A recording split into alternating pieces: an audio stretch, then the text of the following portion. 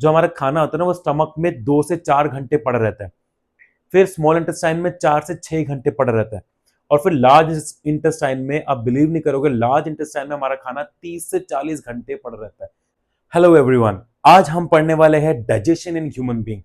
इसमें हम ये पढ़ेंगे कि कैसे ह्यूमन बीइंग में डाइजेशन होता है, हम जो खाना खाते हैं वो डाइजेस्ट कैसे होता है, उसमें से न्यूट्रिएंट्स कैसे अब्सॉर्ब होते हैं और वेस्ट मटेरियल कैसे बाहर निकलता है। सो डाइजेशन ऑफ ह्यूमन बीइंग, इसमें क्या होता है, हम पहले खाना खाते हैं, हमारे जो टीथ है उस खाने को च्यू करते हैं। सलाइवरी ग्लैंड्स होते हैं हमारे माउथ में जो कि सलाइवा सिक्रीट करते हैं। वो सलाइवा क्या होता है, उस सलाइवा में ना एंटीबॉडीज होते हैं जो अगर फूड में कोई बैक्टीरिया प्रेजेंट है उसको किल करता है। और उसके बाद जो सलाइवा होता है ना, उस सलाइवा में सलाइवरी अमाइलेज होते हैं। अगर देखो आप, saliva contains enzyme called salivary amylase which breaks down starch यानी complex carbohydrate to simple sugar. ठीक है, हम जो भी खाना खाते हैं ना वो हमारा कार्बोहाइड्रेट के फॉर्म में होते हैं, यानी कि स्टार्च के फॉर्म में होता है। और उसको हम जब च्यू करते हैं या सलाइवा उसको ब्रेक डाउन करता है, वो सिंपल शुगर में ब्रेक डाउन कर लेता है। हमारी टंग मिक्स करती है फूड को with the help of saliva, और वो ही फिर क्या होता है, स्वेलो करने में, फूड को स्वेलो करने में हेल्प करती है। यहां पर देखो, ये हमारे दो पाइप्स होते हैं, एक होता है फूड पाइप, एक होता है विंड पाइप। फूड पाइप को कहते हैं ईसोफिगस, फूड पाइप ईसोफिगस। और अगर जब हमारा फूड यहां से ट्रांसफर हो रहा होता है ना, तो यहां पर क्या होता है कि ना, तो एपिग्लोटस, एक एपिग्लोटस होती है जो विंड पाइप को कवर कर लेती है, ताकि खाना हमारा विंड पाइप में ना जाए। अगर विंड पाइप में चला गया तो लंग्स में चला जाएगा, जिससे बहुत प्रॉब्लम हो जाएगी। तो हमारा खाना जाता है कहां पर, पुश होकर हमारा खाना जाता है ईसोफेगस में, यानी कि फूड पाइप में। अब क्या होता है, ये जो फूड पाइप है ना, ये पेरिस्टाल्टिक मूवमेंट करता है। जो हमारा ईसोफेगस होता है यानी कि फूड पाइप होता है, उसमें जब खाना जाता है तो उसके अंदर ना पेरिस्टाल्टिक मूवमेंट होती है। पेरिस्टाल्टिक मूवमेंट क्या होती है, ऐसे कॉन्ट्रैक्शन रिलैक्सेशन, ऐसे वेव लाइक मूवमेंट होती है, जिससे खाना धीरे धीरे धीरे धीरे हमारे स्टमक में ट्रांसफर होता है। अब हमारा फूड ईसोफेगस से स्टमक में ट्रांसफर हो गया। स्टमक में क्या होता है, स्टमक में ना गैस्ट्रिक ग्लैंड्स होते हैं जो गैस्ट्रिक जूस को सिक्रीट करते हैं। मैं आपको दिखाता हूं कैसे। अब फूड पाइप से ना हमारा फूड आ गया, हमारा खाना जो आ गया वो स्टमक में आ गया, और स्टमक के ना ओपनिंग पे यानी स्टार्टिंग पे और स्टमक के एंड पे दो स्पिंक्टर मसल्स होते हैं। पहले का नाम है लोअर इसोफेगियल स्पिंक्टर, जिसको एलियस बोलते हैं, और दूसरे का नाम है पाइलोरिक स्पिंक्टर। ठीक है, इसका काम क्या है, जो हमारा फर्स्ट स्पिंक्टर है लोअर इसोफेगियल स्पिंक्टर का काम क्या है, अगर मान लो हम कहीं लटके पड़े हैं, ठीक है, या हम योगा कर रहे हैं जिसके अंदर, जिसपे हम वो होता है ना, सिर नीचे टांगे ऊपर, तो हम वो योगा कर रहे हैं, तो क्या योगा करते समय जो खाना है हमारा मुंह से बाहर निकल जाएगा? या फिर जो हमारे स्टमक के अंदर ग्लैंड्स होते हैं जिसको गैस्ट्रिक ग्लैंड कहते हैं, और वो जो है ना वो सिक्रीट करते हैं गैस्ट्रिक जूस को। ठीक है, और जिसके अंदर हमारा पेप्सिनोजन और हमारा एचसीएल होता है। तो क्या ये जो हमारे स्टमक के अंदर गैस्ट्रिक जूस है या एचसीएल है, वो हम जब उल्टे होंगे तो क्या हमारे मुंह से बाहर निकल जाएगा? वो तो स्टमक के, अगर ये ना हुई ना, ये लोअर इसोफेगस स्फिंक्टर ये ना हो, तो इसकी वजह से तो फिर हमारे स्टमक से फूड पाइप निकल के बाहर निकल आएगा। तो ये टाई करके रखता है, ये एक ओपनिंग होती है जो डिसाइड करती है कौन क्या अंदर आएगा और क्या बाहर जाएगा। ठीक है, तो इसने डिसाइड किया फूड आया यहाँ पर, इसने ओपनिंग खोली और फूड अंदर यहाँ पर आ गया।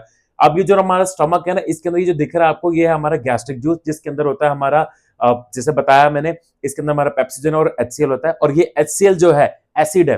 ठीक है, ये ब्रेक डाउन करता है फूड को, खाना को ब्रेक डाउन करता है। ठीक है, जो एचसीएल है पेप्सिनोजेन को कन्वर्ट करता है किसमें, पेप्सिन में।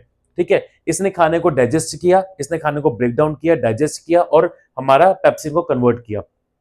साथ में जो स्टमक है ना, इसके इनर अंदर यहां पर होते हैं म्यूकस की लाइनिंग, क्योंकि जो एचसीएल हाइड्रोक्लोरिक एसिड होता है वो बड़ा एसिडिक होता है नेचर में, जिसका पीएच 1.5 से 3.5 होता है। क्योंकि एचसीएल से हमारे स्टमक की लाइनिंग को प्रॉब्लम ना हो, तो उस पर क्या होता है, म्यूकस की लाइनिंग होती है जो एचसीएल से हमारे स्टमक की इंटरनल इनर लाइनिंग को बचा के रखती है। ठीक है, और साथ ही ये एचसीएल, अगर कोई बैक्टीरिया या जर्म आता है फूड के साथ साथ, तो उसको किल कर देती है। ठीक है, तो अब जो पेप्सिन हमारा सिक्रीट हुआ था, जो एचसीएल ने पेप्सिनोजेन से पेप्सिन बनाया था, वो प्रोटीन डाइजेस्टिव एंजाइम है जो कि प्रोटीन को डाइजेस्ट करता है। और म्यूकस तो मैं बता चुका हूं, ये करता है हमारी इनर लाइनिंग को प्रोटेक्ट करता है स्टमक की। अब क्या होगा, हमारा जो डाइजेशन है वो स्टमक पे हो गया। अब हमारा फूड जो है वो किस में जाएगा, फूड जाएगा हमारा स्मॉल इंटेस्टाइन में। स्मॉल इंटेस्टाइन में जाने के लिए, तो यहां पर ये देखो, ये जो पाइलोरिक स्फिंक्टर है ना, ये ओपनिंग है। अब ये ओपनिंग डिसाइड करेगी कि जब डाइजेशन पेट में हो गया ना, स्टमक में हो गया, अब वो ओपनिंग ओपन होगी और फूड फिर हमारा स्मॉल इंटेस्टाइन में ट्रांसफर होगा। और जो फूड हमारा पाइलोरिक स्फिंक्टर के थ्रू स्टमक से स्मॉल इंटेस्टाइन में ट्रांसफर होने जा रहा है, उसको बोलते हैं हम चाइम। ये फूड है ना, ये अब फूड जो कन्वर्ट होके चाइम, कोई लोग चाइम बोलता है और कोई काइम बोलता है, फूड हमारा काइम में कन्वर्ट होकर स्मॉल इंटेस्टाइन में जाने के लिए रेडी है। अब क्या होता है, हमारे दो और ऑर्गन्स है जिनका बहुत ही मेन रोल है डाइजेशन में, जो कि लिवर और पैनक्रियास। लिवर क्या होता है, लिवर सिक्रेट करता है bile juice which is stored in gall bladder. Liver bile juice को सिक्रेट करता है और यहाँ पर हमारा गॉल ब्लैडर होता है जहां पर हमारा जो सिक्रेटेड बाइल जूस है वो स्टोर होता है।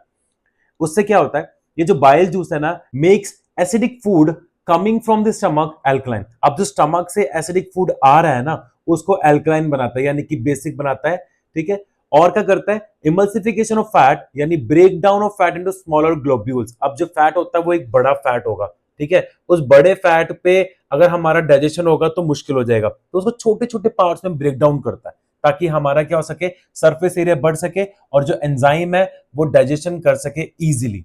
ठीक है, फिर पैनक्रियाज। अब पैनक्रिया क्या करता है, पैनक्रिया सिक्रेट करता है पैनक्रियाटिक जूस, इससे पैनक्रियाटिक जूस निकलता है जिसके अंदर क्या होता है, ट्रिप्सिन और लिपेज।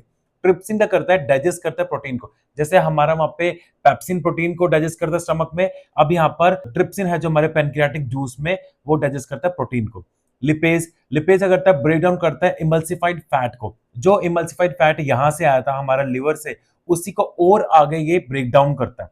फिर उसके बाद जाता है हमारा स्मॉल इंटेस्टाइन में, जिसमें क्या होता है, स्मॉल इंटेस्टाइन क्या है, एक coiled longest part of the alimentary canal. ये पूरे एलिमेंट्री कैनाल का लॉन्गेस्ट पार्ट होता है जो कि क्या है, site of complete digestion and absorption of food. यहाँ पे कंप्लीट डाइजेशन और एब्जॉर्प्शन हमारा स्मॉल इंटेस्टाइन में ही होता है। Receive secretion from liver and pancreas, और लिवर और पैनक्रियास से जो सिक्रेशन हो रहा है, जो निकल रहा है जूसेस, वो स्मॉल इंटेस्टाइन में ही जाता है। अब देखो मैंने स्मॉल और लार्ज इंटेस्टाइन को एक्सप्लेन करने की, बनाने की कोशिश करी है ताकि आपको अच्छे से समझ आ जाए। ये हमारा स्टमक है, स्टमक के एंड पे ही हमारा स्फिंक्टर है और यहां से हमारी स्मॉल इंटेस्टाइन स्टार्ट हो रही है। ठीक है, ये 3 पार्ट में डिवाइडेड है। फर्स्ट है हमारी ड्योडेनम, सेकेंड हमारी जेजुनम और थर्ड हमारी इलियम। ठीक है, यहीं पर हमारा कंप्लीट डाइजेशन और एब्जॉर्प्शन होता है। ये स्मॉल इंटेस्टाइन में ना, इसमें ना बहुत सारे करोड़ ऑफ ना विलीज होता है, फिंगर लाइक प्रोजेक्शन। ये देखो, ये विली का डायग्राम बनाया, ये सारे फिंगर लाइक प्रोजेक्शन है, ये करोड़ में होता है। और ये किस लिए होता है, ताकि जो फिंगर लाइक प्रोजेक्शन हमारी विलीज है ना, यहाँ पे अच्छे से एब्जॉर्प्शन हो सके न्यूट्रिएंट्स का। किन न्यूट्रिएंट्स का, जो डाइजेस्ट करके हमारा कन्वर्ट हुआ न्यूट्रिएंट उसको ये विली एब्जॉर्ब करता है। और इन विलीज के अंदर होते हैं blood capillaries. Each villi contains blood capillaries. When water soluble nutrients enter blood capillaries, it transport nutrients throughout the body. जब विलीज के अंदर बहुत सारे ब्लड कैपिलरीज होते हैं और जो न्यूट्रिएंट्स होते हैं, जो वाटर सोल्यूबल न्यूट्रिएंट, जो फूड हमारा कन्वर्ट हुआ वाटर सोल्यूबल न्यूट्रिएंट में, वो ये जो कैपिलरीज है विलीज के अंदर, इसको एब्जॉर्ब कर लेती है। ठीक है, और अपने अंदर मिक्स करके थ्रू आउट द बॉडी में ये ट्रांसपोर्ट करती है। इन कैपिलरीज से ये काम है। फिर हमारी पूरी बॉडी में जो न्यूट्रिएंट्स है वो ट्रांसपोर्ट होते हैं। कौन कौन से nutrient, nutrients like simple sugar, glucose and amino acid और फैटी एसिड भी होते हैं।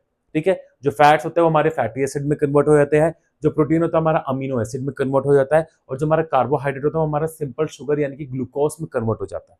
ठीक है, अब हमारा जो डाइजेस्टेड और एब्जॉर्ब्ड फूड है, ठीक है, जिसमें से न्यूट्रिएंट्स हम ले चुके हैं, अब क्या बचा, सिर्फ वेस्ट प्रोडक्ट। तो वेस्ट प्रोडक्ट अब हमारा रेडी है स्मॉल इंटेस्टाइन से लार्ज इंटेस्टाइन में जाने के लिए। तो ये है हमारा लार्ज इंटेस्टाइन। यहाँ पर 2 स्फिंक्टर होते हैं इधर भी, ठीक है, जो कि मूवमेंट को कंट्रोल करते हैं। पहले स्फिंक्टर का नाम है इंटरनल एनल स्फिंक्टर और दूसरे स्फिंक्टर का नाम है एक्सटर्नल एनल स्फिंक्टर।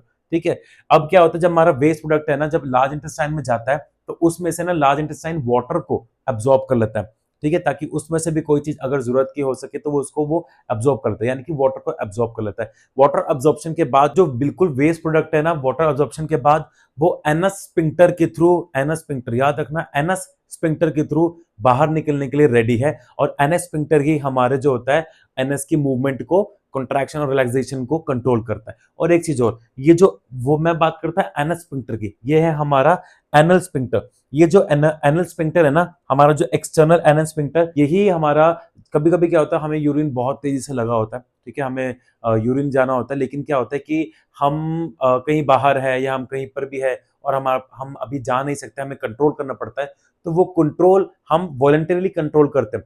तो जो वॉलंटरी कंट्रोल करने में हेल्प कौन करता है, ये एक्सटर्नल एनल स्फिंक्टर ही कंट्रोल करता है। ठीक है, और एक चीज और याद रखना, जो हमारा ईसोफेगस है वो पेरिस्टाल्टिक मूवमेंट करता है, लेकिन हमारा स्टमक जो है ना वो चर्निंग मूवमेंट करता है, वो भी मूव करता है चर्निंग मूवमेंट, ताकि हमारा खाना जो है ना अच्छे से मिक्स हो सके। ठीक है? और अगेन हमारा जो स्मॉल और लार्ज इंटेस्टाइन है, वो दोबारा से पेरिस्टाल्टिक मूवमेंट करते हैं, ठीक है? दूसरा, जो हमारा खाना होता है ना, वो स्टमक में 2 से 4 घंटे पड़ा रहता है। फिर स्मॉल इंटेस्टाइन में 4 से 6 घंटे पड़ा रहता है और फिर लार्ज इंटेस्टाइन में आप बिलीव नहीं करोगे, लार्ज इंटेस्टाइन में हमारा खाना 30 से 40 घंटे पड़ा रहता है। सो ये था कंप्लीट डाइजेशन जो मैंने आपको समझाया एंड आई होप आपको समझ आ गया होगा अच्छे से। और अच्छी लगी तो वीडियो को प्लीज लाइक एंड शेयर जरूर करना और चैनल को सब्सक्राइब कर देना। और अगर आपको समझ आ गया, कॉन्सेप्ट क्लियर हो गया, तो वीडियो को ज़्यादा से ज़्यादा शेयर करना ताकि औरों को भी समझ आ सके। Thank you, bye bye, take care.